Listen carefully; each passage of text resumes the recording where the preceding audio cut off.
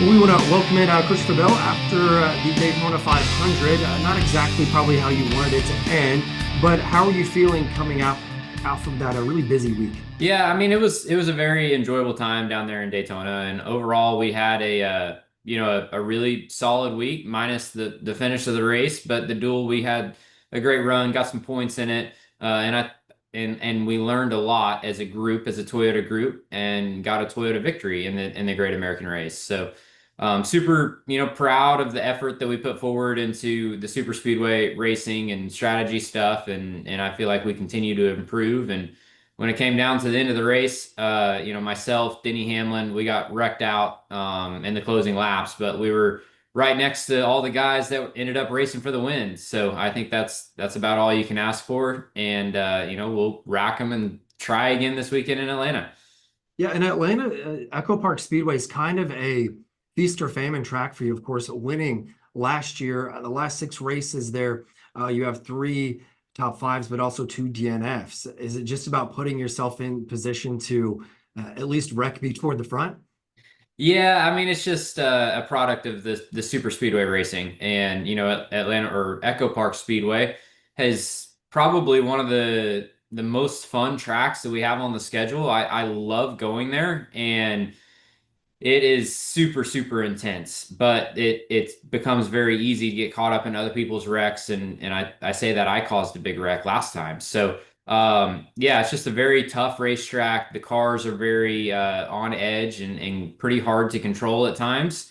And I think this weekend at Atlanta, we're gonna have really gusty winds, which is gonna add or be a major factor into the handling of the cars. So yeah, it's going to be tough, but I normally perform really well there, and my cars are normally really fast. So hopefully, we can get out of there with a solid finish. I would say a win, but at this point, with the regular season changes and the chase coming back, we really need to get some points going. So our focus is certainly trying to maximize points and do a good job and get out of there with a good finish. Sure. And I mean, you've got the kind of unstable weather, cars kind of unstable there too, and a new right side tire that's supposed to promote more wear. Do you think your dirt track background and tire management's going to help you at all this weekend? Well, dirt track racing really provides a really good foundation for car control. And I needed a little bit more car control last time we were at Atlanta. I spun out and couldn't save it, so that was a bummer. But yeah, I mean, certainly anytime that you go to places where the cars are edgy and out of control, I think the dirt background really helps. So with it being windy in Atlanta, and gusty is the probably the biggest thing is having inconsistent winds.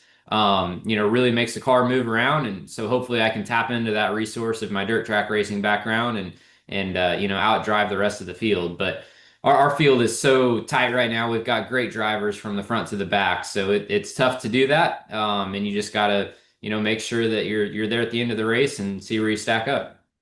Yeah, and you mentioned the new points format. It's something that I'm sure every driver is going to get kind of annoyed talking about points going forward. But I want to spin it and say you're probably in one of the better positions, knowing that, yeah, you didn't get the finish you wanted at Daytona, but last year you won the next two races. So at least you know that you've got that potential to do well in the Atlanta area as well as at Coda as well. And those are very diverse tracks. Is this an exciting time for your team?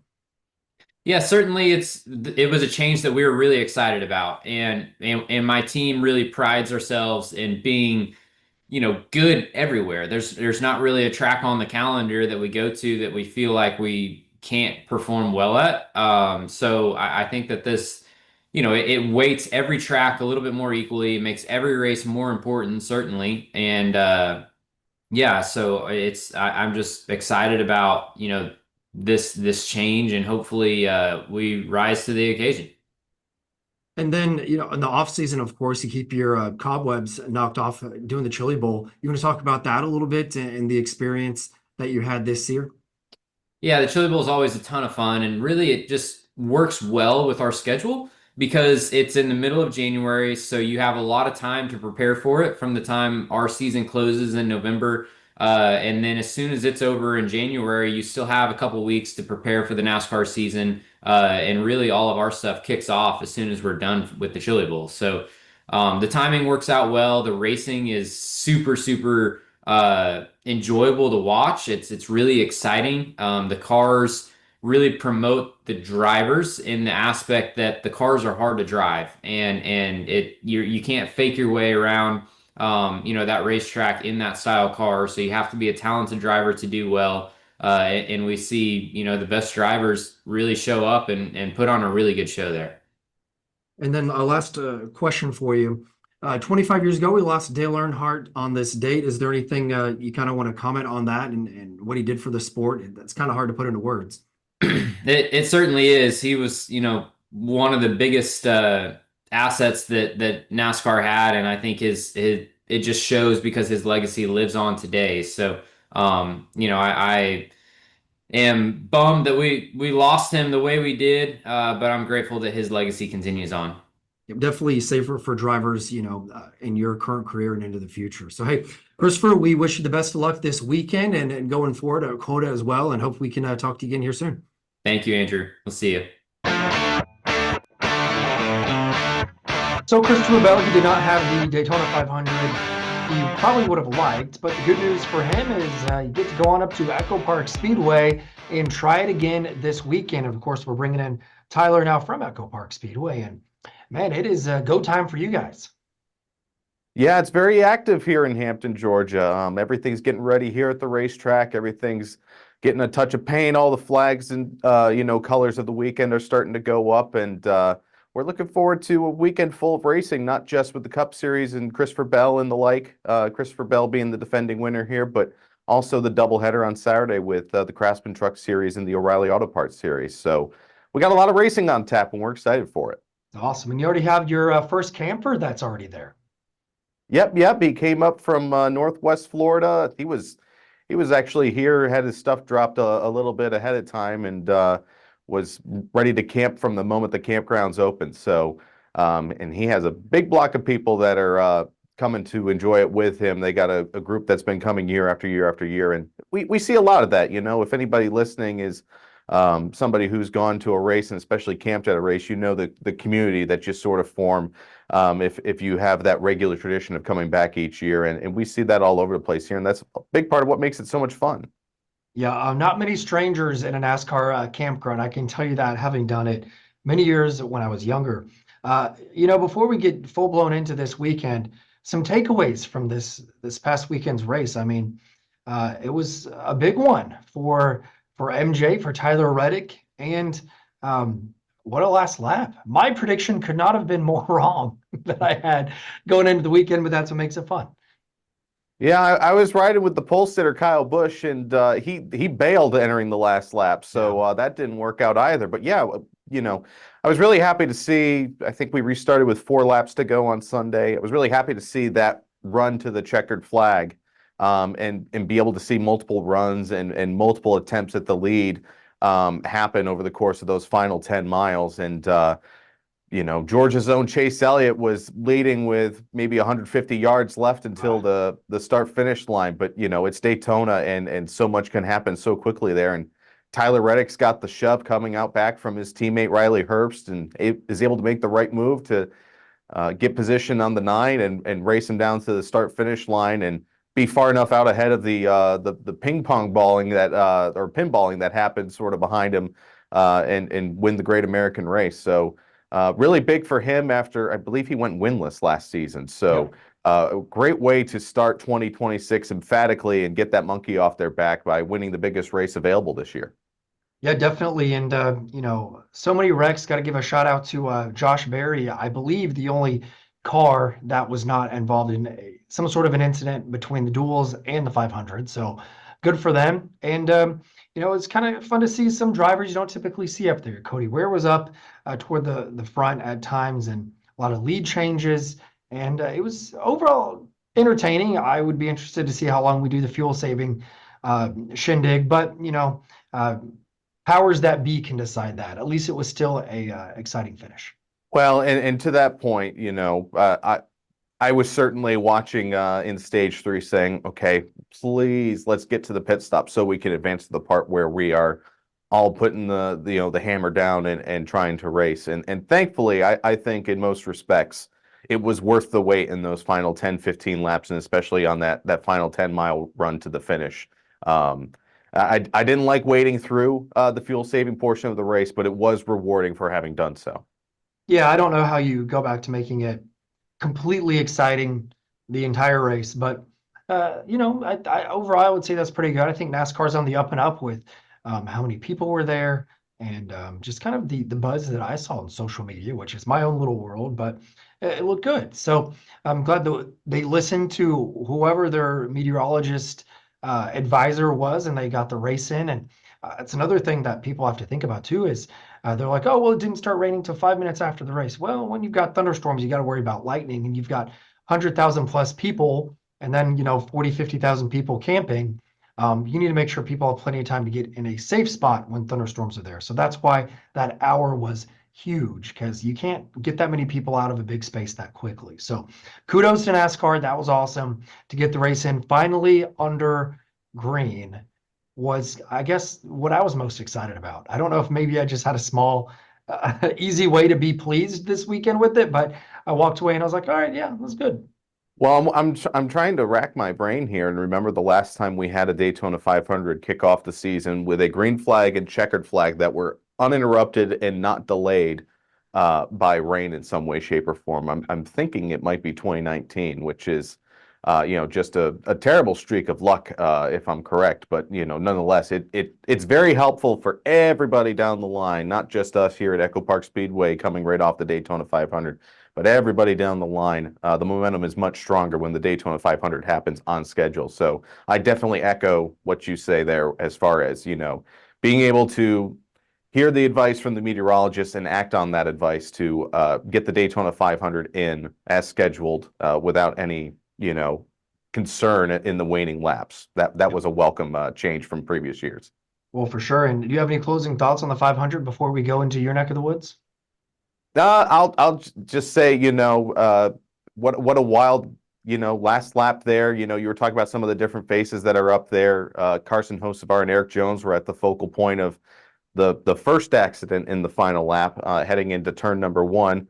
And then we obviously have the one coming to the checkered flag with Riley Herbst at the focal point of it, and Brad Keselowski. These are a lot of names that I think we should keep an eye on this weekend at EchoPark Speedway too. Not necessarily ones that you expect on a week-to-week basis, but we've seen Eric Jones make a lot of moves here. Carson Hocevar was shoving it up the middle 3 wide on the final lap in this race last year when the caution came out. Riley Herbst is, led laps here in his first season last year, and Brad Keselowski has been oh so close so many times. So I think a lot of what we saw in that last lap is something to keep an eye on as we pivot to EchoPark Speedway in Hampton, Georgia this weekend. Yeah, I think I'm gonna go out of order of our typical, format here and go with my dark horse already for this weekend. I'm gonna go with Todd Gilliland. I think that he's it's one of those tracks that he's got a handful of times of the year to kind of even the playing field. I think that he could be pretty strong. And then kind of mid-pack person, I would pick Ross Chastain. He kind of threw it up there a little bit. You have to be aggressive on a style like you guys have up there too. So I think we get more of a surprise-ish winner. Well, I'll follow suit and I'll talk about a dark horse, and I'll stay in the same camp but pick a different driver with Zane Smith, who was a factor in the final laps here last June. And I just think about, that whole organization, Front Row Motorsports, has been so good in qualifying at this style of racetrack in the last couple of years. And then overall, the Fords have been working together really well on these drafting style tracks. And, the rest of the organizations really have to work hard to pry them apart and open up the race for themselves. So I like their chances to maybe go up there and make some noise and maybe steal what will this year not be, a season-changing victory, but, a big confidence boost and, rack up a lot of points for a team that doesn't necessarily go into every weekend expecting to gain a ton. Sure. Yeah, it's maximizing those points now. So I think it makes the end of the stages all that more exciting too. You're not worried about just a playoff point for getting that victory, but you're going to have some good battles for 8th, 9th, 10th, 11th. So that's kind of what I'm excited about going into Sunday. So that's going to be fun. What all do you guys have on the docket? I know we talk about Cup mostly here, but you have a lot going on. Yeah, I mean, on the track, we've got qualifying on Friday for Saturday's doubleheader. So that's the Craftsman Truck Series and the O'Reilly Auto Parts Series. On Saturday morning, we have the Cup cars hitting the track to qualify, and then that doubleheader, like I was talking about, with the Freight Racing 208 and the Bennett Transportation Logistics 250. That's a really awesome day where you get 458 miles of racing with one ticket, and with our kids' tickets powered by Ticketmaster, kids get in free with adults. So that's a really awesome weekend for people to come and take advantage of, and one that we've been happy to have here for, I believe, 12 years now. So, and then of course on Sunday we have the Auto Trader 400, and we love talking about the racing on here, and there's no better racing on the circuit, I would say, to talk about than what we have here at EchoPark Speedway. But we really put an emphasis on entertaining people when cars aren't on the track too, and I don't want to give you a filibuster here running through the full gambit of what we have on tap, but we've got Camper Appreciation Party on Friday where we've got free drinks, including beer, and free food for people who are staying here at the track, out in the fan zone, live music, driver appearances, games, just a really great way to say thank you to the fans that are here, completely complimentary. Just being thankful to the people who support us year in and year out. On Saturday night after the doubleheader, we have the Peach Pit in the infield, which is a rowdier party with, again, live music, this time with Aerosmith tribute band Pandora's Box, mechanical bulls, cornhole, a bunch of other games and entertainment to enjoy. And then we cap off the night with a bunch of fireworks.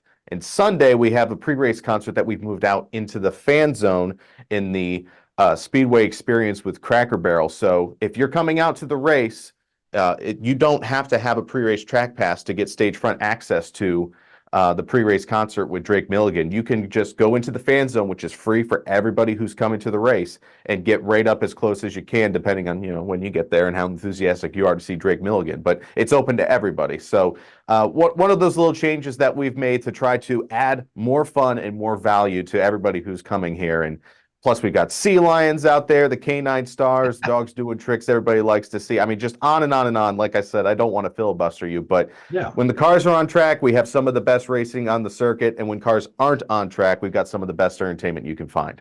I don't know why, Tyler, but sea lions are just on my Instagram For You page right now. So I think that would be what I'm excited about. No dissing to your singer Drake there, not that Drake, but I would be in line to see those. They're just funny creatures.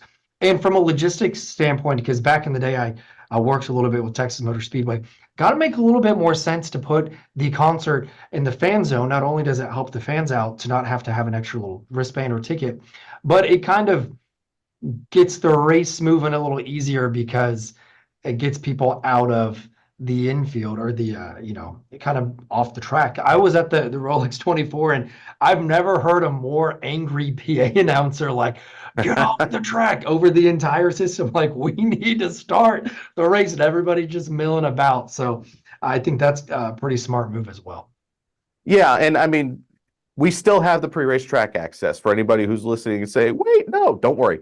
Yeah. Now it's more of a focus on, hey, getting the sign, that start-finish line, walk on the track where they're going to be racing at 190 plus miles an hour in just an hour or two after you're walking on there. Going into victory lane, these guys need to win the race if they want to go to victory lane. All you need is a pre-race track pass to go in there and check out, where everybody wants to end up at the end of 400 miles of racing on Sunday. The driver grid, a great opportunity to fist bump, get a selfie, or maybe even an autograph from some of your favorite drivers, and getting stage front to the driver introductions. But to your point of the logistics, the concert stage is a whole other magnitude of operation compared to the driver introduction stage. And there's always been an operation to move one out and leave the remainder for everybody, while also having people enjoying that pre-race access. So it definitely simplifies things from a logistics standpoint, and has the added bonus of bringing more value to more people this weekend. Sounds like a win-win to me. So we kind of picked off the cuff people to win. Do you have more of a regular that you think could get it done? I think Ryan Blaney's due to win on this configuration. He's a winner on this track 5 years ago, right before we increased the banking from 24 to 28 degrees. But he's been one of the most consistent drivers on this track with a bunch of top fives and top tens. He was leading in average finish before the June race last year, where he was caught up in the parking lot that happened in turn 3 there in stage 2. But other than that, he's been a regular contender here, and I think he's due to grab a checkered flag. Yeah, it's hard to go against that. It's hard for me to pick a Chevy with the unknowns of how the new style of body is gonna to go there. So I'll go Joey. He seems oddly confident this year. So I just stay in that camp. I think Cindric obviously has a great chance. But if we're talking Ryan Blaney and Joey Logano, Cindric's maybe not in that same conversation. So I'll go with the 22. Well, and just, calling it as it is, that entire camp. Austin Cindric was leading off a turn 2 here with 2 or 3 laps to go when he and Kyle Larson tangled and set up the overtime restart there. But unfortunately, Cindric was unable to continue chasing the win at that point after they got together, but was leading in the late stages of that race. And Josh Berry had led, I believe, the most laps here in this race last year and won a stage. Before getting tangled up in the last lap with a couple other guys and not getting the finish that really showed how he had performed the whole way through. So that entire camp of Penske cars and then the Wood brothers with their very direct Penske affiliation are going to be ones to watch this weekend. Yeah, well, I'm very excited to see all the action come down. It is one of the must-see races of the season, truly. And off of the hype of the Daytona 500, you guys are set up to hit it out of the park. And I'll say, much ado is being made this week. We talked a couple weeks ago about, hey, we have a new championship format this year that is really going to put an emphasis on your body of work in these first 26 races before then getting into the final 10 and deciding the champion. There's people who had lackluster or just outright bad days at Daytona who are going to be coming to this track really wanting to avoid a repeat of that and finding themselves going to COTA and Phoenix and Las Vegas trying to dig themselves out of a big hole. And I think that's going to, really add to the drama and the intrigue of not just who wins this race at the end of it, but on lap 77 when there's a 4-car accident in turn 3, who's in that and what does that mean for what the rest of their season is going to look like and how much adversity they're facing versus this time last year. You would chalk that up and say, okay, well, maybe they are in a spot where they need to win a race, but they have 24 more chances to do it. So I'm really looking forward to not just every lap of that great action that you see when we come here to EchoPark Speedway, but all of the consequences of every moment that happens throughout this race having more weight. 100%. Every lap truly matters. You can't, punch your ticket in, but you can definitely make it a lot harder to get the playoffs.